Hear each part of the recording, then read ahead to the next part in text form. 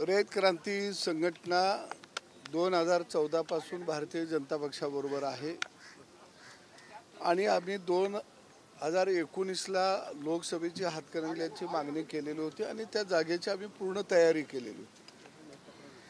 परंतु युती धर्म आम्ही पाळला आणि ती जागा शिवसेनेला गेली आणि तिथं आम्ही प्रामाणिक प्रचार केला। त्या जागेवरती शिवसेनेचे खासदार धैर्यशील माने यांना निवडून आणण्यामध्ये भारतीय जनता पक्षाबरोबर आमचा सिंहाचा वाटा आहे। परंतु आत्ताची परिस्थिती त्या ठिकाणी बदललेली आहे। शेतकऱ्यांच्या प्रश्नावरती गेल्या 5 वर्षामध्ये आम्ही तिथं ठामपणानं काम केलं। मंत्रिपदाच्या काळामध्ये विकासात्मक कामं मोठ्या प्रमाणामध्ये केली आणि तो चळवळीचा मतदारसंघ आहे आणि त्या मतदारसंघातल्या जनतेला आता बदल हवा आहे आणि म्हणून आम्ही मागणी केली की हा मतदारसंघ तुम्ही एक घटक पक्ष म्हणून रयत क्रांती संघटनेला द्यावा, ही मागणी त्यांच्याकडे केलेली आहे। निश्चित या मागणीबाबत आम्ही चर्चा योग्य त्या पातळीवरती करू की त्यांनी त्या ठिकाणी सांगितलं। कार्यकर्त्यांनी मागणी तशी केली।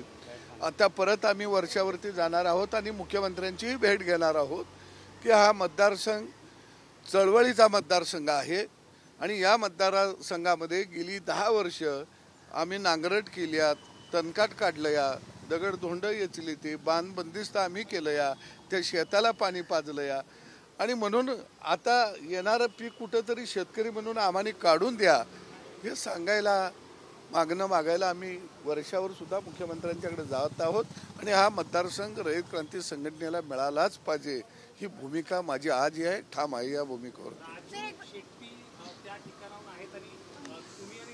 संघर्ष काही आता नवीन नाहीये, इथं ताकद जर लढायची असेल तर या फक्त राजनीतीचा पराभव म्हणूनच तुम्हाला लढायचं असं काही आहे का?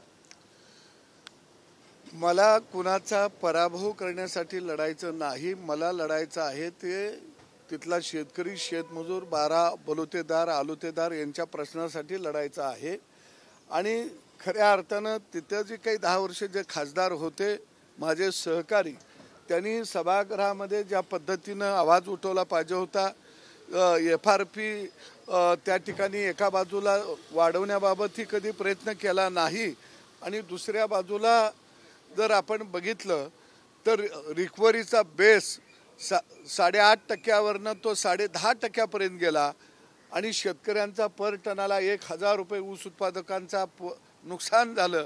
त्यावेळी ते खासदार मात्र सभागृहामध्ये बोलू शकले नाहीत आणि म्हणून निश्चितपणानं तिथल्या ऊस उत्पादक असेल, तिथला दूध उत्पादक असेल, तिथला मजूर असेल, यांना खऱ्या अर्थानं बदल हवा आहे आणि म्हणून मला वाटतं की राजू शेट्टीचं आव्हान हे माझ्या दृष्टीनं क्षुल्लक बाब आहे।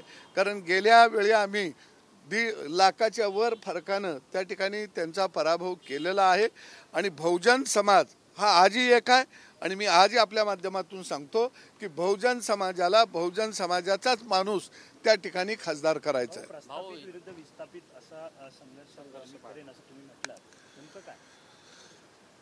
कारण आम्ही नेहमी विस्थापितांची लढाई लढलो, गावगाड्याची लढाई लढलो, वाड्यांच्या विरुद्ध गावगाडा आम्ही उभा केला, प्रस्थापितांच्या विरोधामध्ये विस्थापित उभा केले, लाट्या काट्या खाल्ल्या, तुरुंगात गेलो, रक्त सांडलं शेतकऱ्याच्या प्रश्नावरती आणि म्हणून म्हटलं मी की आम्ही प्रस्थापितांच्या बाजूला जाणार नाही, वळचणीला जाणार नाही, आम्हाला विस्थापितांचं नेतृत्व करायचं आहे आणि म्हणून ही जागा रयत क्रांती संघटनेला मिळाली पाहिजे कारण आम्हाला विस्थापितांना न्याय द्यायचे आहे। घटक पक्षातील महादेव जानकर यांना उमेदवारी कुठेतरी निश्चित पाहायला मिळते, त्यामुळे रयत क्रांतीला देखील उमेदवारी मिळेल। युतीने जो आहे तो त्यांचा सन्मान करण्याचा प्रयत्न केला, तुमचाही सन्मान महायुतीने करावा असं तुमची वेगळी काय भूमिका नाही।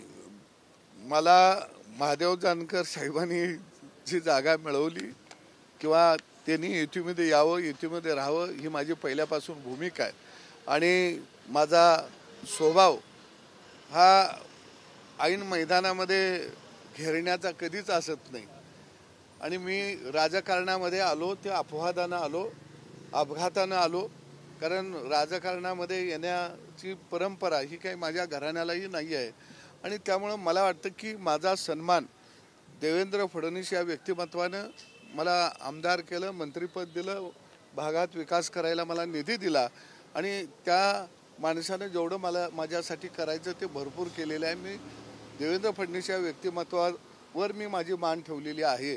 त्यामुळं मला न्याय मिळाला नहीं असं मी म्हणू शकत नाही. हिंदी में बताइए, आज आपने मुलाकात की है, क्या बातचीत हुई? आज की मुलाकात क्यों रही और शिखर नहीं, वो घटक दलों के लिए हाथकणंगले का जो चुनाव क्षेत्र है वो हमें मिलना चाहिए, ये मांग हमने देवेंद्र फडणवीस साहब के सामने रखी और उन्होंने भी कहा कि हम विचार करेंगे. फिर मैं अभी मुख्यमंत्री को सीएम को मिलने जा रहा हूँ, उनके पास भी जाके मैं बात करूँगा. वो जो हाथकणंगला जो चुनाव क्षेत्र है वो किसानों का बहुत बड़ा चुनाव क्षेत्र है. वहाँ गन्ने की खेती बहुत होती है और किसान दूध का भी व्यवसाय उधर बहुत बड़ा है. इसीलिए ये क्रांतिकारक वो मतदार संघ है कि वो चळवळी का मतदार संघ है. वह बहुत आंदोलन हमने किए थी और उसी वजह से वो चुनाव क्षेत्र हमें मिलना चाहिए. यह हमारी मांग है, यह हमारी भूमिका है. अगर यहाँ देखें तो कि राजू शेट्टी का, इनका और आपका बात तो सभी लोग जानते हैं. उन्होंने किसानों के आंदोलन में काफ़ी बड़ा योगदान दिया था दिल्ली के में समर्थन के वक्त. तो उन्हें तकलीफ देने के लिए ऐसे ले रहे, ऐसी राजनीति गलियारों में चर्चा है. नहीं, वो राजू शेट्टी किसानों के बाजू में कभी भी नहीं थे. वो कारखानदारों के बाजू में रहे हैं, चीनी मालिक के साथ वो रहे हैं. अभी ये देखिए कि जब मोदी जी ने 3 कृषि विधेयक लाई थी वो किसानों को मुक्ति देने के लिए, किसानों को स्वातंत्र्य देने के लिए, ये 3 कृषि विधेयकों उन्होंने पहली बार स्वागत किया, दूसरी बार उन्होंने विरोध किया. तो किसानों को खिलाफ वो आदमी है, तो इसीलिए उसको घेरने के लिए मुझे जाने की जरूरत नहीं. वो हमारा किसान सक्षम है और इस टाइम भी उसको पराभूत करेगा. महाराष्ट्र के किसान नेता अलग अलग रुख में दिख रहे हैं, ऐसा आपका कहना है क्या? हम किसानों के साथ है. मैं सरकार में था तो भी किसानों के साथ था, आज भी मेरी भाषा किसानों की बाजू में ही है. तो इसीलिए तो कौन कहाँ से कौन से रास्ते पे जा रहे हैं मुझे पता नहीं, लेकिन हम किसानों के साथ जा रहे हैं, ये पता है. आप जो डिमांड करें आपको लग रहा है पूरी होगी, आपको सीट दी जाएगी? वो सीट मिलना चाहिए, वो हमारा हक है और हम यह भीख मांगने नहीं आए थे, हम हक मांगने के लिए अगर आए हक थे. नहीं मिला तो आपका रुख क्या रहेगा और क्या? हक नहीं मिला तो मैं किसानों के साथ बैठूंगा, मेरे कार्यकर्ता के साथ मैं बैठूंगा, विचार करूंगा, उसके बाद मैं भूमिका लूंगा.